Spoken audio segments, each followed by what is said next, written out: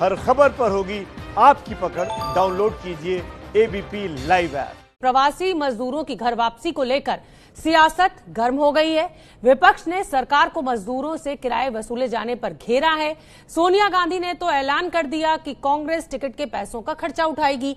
BJP ने पलटवार करते हुए कहा कि कांग्रेस मजदूरों पर राजनीति कर रही है। कांग्रेस अध्यक्ष सोनिया गांधी ने श्रमिकों की घर वापसी के लिए उनसे किए जा रहे किराए पर सवाल उठाते हुए मोदी सरकार को घेरा है।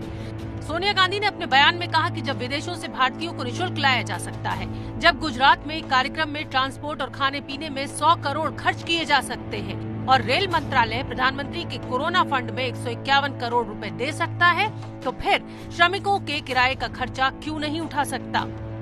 नासिक से भोपाल की जो ट्रेन चली है उसमें जिन मजदूरों को बिठाला गया था उन सभी मजदूरों से पैसे लिए गए हैं। आप देख सकते हैं सबके पास टिकट है और ये सब लोग के पास जो टिकट है 305 रुपए की टिकट है। 315 रुपए की टिकट है, 315 दिया, 305 की टिकट है।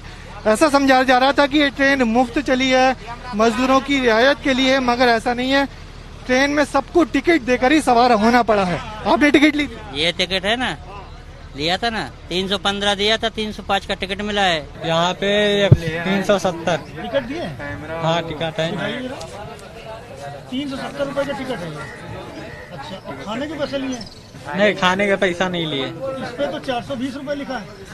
नहीं, 420 रुपए का, 370 का नहीं, 370 शायद।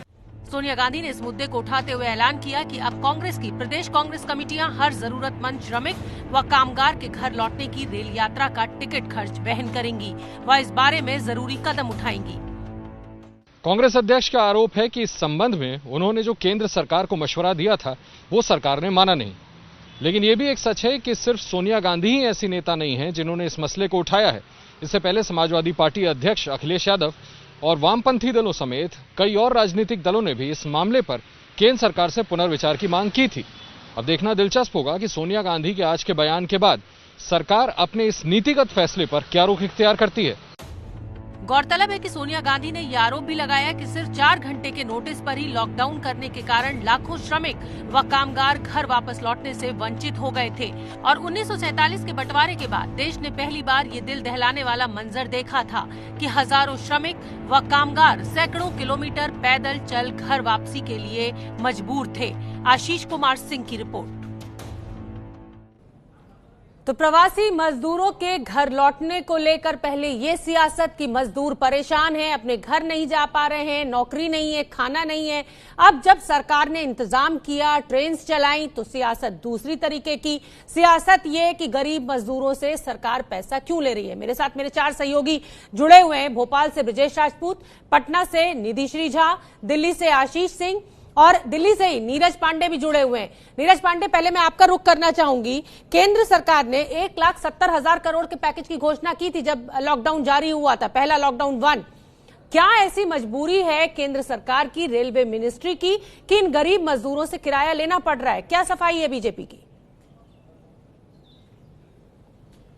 सुमना, यहाँ पे 2 चीज स्पष्ट करना बहुत जरूरी है। केंद्र सरकार ने बिल्कुल साफ तौर पर स्पष्ट किया है कि केंद्र सरकार की तरफ से यात्रियों से, माइग्रेंट से कोई पैसा नहीं लिया जा रहा है।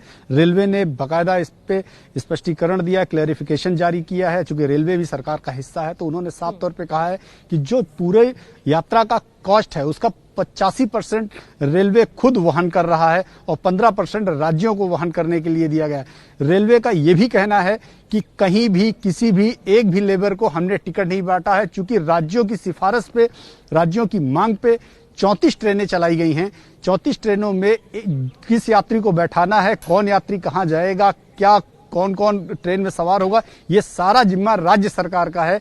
केंद्र सरकार या रेलवे का इस पे कोई स्टेक नहीं। केवल रेलवे की ट्रैक है, रेलवे की ट्रेन है, इस वजह से उन्होंने ये व्यवस्था की, वो भी राज्य सरकार के कहने पे। तो यहाँ एक चीज तो केंद्र सरकार ने स्पष्ट की है कि हमने किसी को टिकट नहीं बेचा। हाँ, ये जरूर है कि राज्यों ने हमको जो लिस्ट दी कि इतने यात्री इस ट्रेन में जाएंगे, कौन कौन होंगे, नाम दिया, कहां से कहां तक जाएंगे, तो हमने बल्क में टिकट उनको दिया।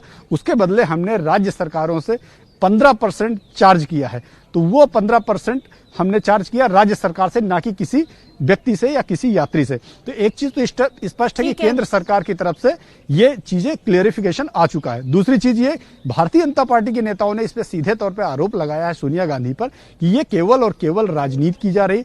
खुद भारतीय जनता पार्टी के राष्ट्रीय महासचिव अनिल जैन से हमने बात की, उन्होंने साफ तौर पे कहा कि केवल ये राजनीति की जा रही है, राजनीति के अलावा कुछ नहीं है। जब सरकार ने इतने लोगों को यहां से वहां ले जाने की व्यवस्था कर दी है, 85% खुद वहन कर रहे हैं, लोगों को खाने पीने की चीजें मुहैया करा रहे हैं, तो फिर हम टिकट क्यों बेचेंगे? बिल्कुल ठीक है। आशीष, आपका मैं रुख करना चाहूंगी। बीजेपी का ये आरोप कि सोनिया गांधी सियासत कर रही हैं।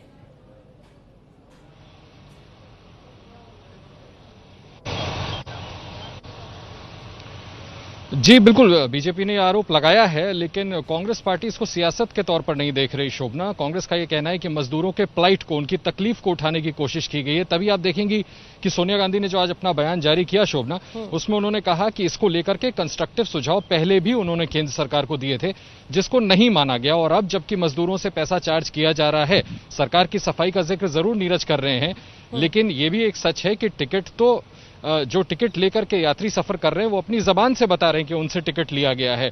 85% जो क्लेम कर रही है सरकार की, वो अब कॉस्ट बेयर करेगी। मुझे लगता है कि थोड़ा सी डिस्क्रिपेंसी है। कॉस्ट अब बेयर किया जाएगा। अगर अभी तक बेयर किया है तो इस पर मुझे लगता है कि कांग्रेस की तरफ से सफाई जरूर आएगी। लेकिन मैं फिर से स्पष्ट कर दूं कि कांग्रेस का आरोप और सोनिया गांधी का आरोप यह है कि इसको लेकर के सुझाव दिए गए थे, लेकिन समय रहते इस पर सरकार ने कदम नहीं उठाया। और जब आप विदेशों से नागरिकों को ला सकते हैं हवाई जहाज के जरिए और उनसे एक भी पैसा चार्ज नहीं किया जाता है, तो फिर ऐसी क्या वजह है कि मजदूरों से पैसा चार्ज किया जा रहा है? इसको लेकर के इस इशू को उन्होंने फ्लैग किया है और ये निवेदन किया था सरकार से कि इस पर पुनर्विचार किया जाए, जिसके बाद वो स्पष्टीकरण आया जिसका जिक्र शोभना आपसे नीरज कर रहे थे। आशीष, आपका बहुत बहुत धन्यवाद। नीरज, आपका भी बहुत बहुत धन्यवाद। आपने कांग्रेस और बीजेपी का पक्ष रखा है।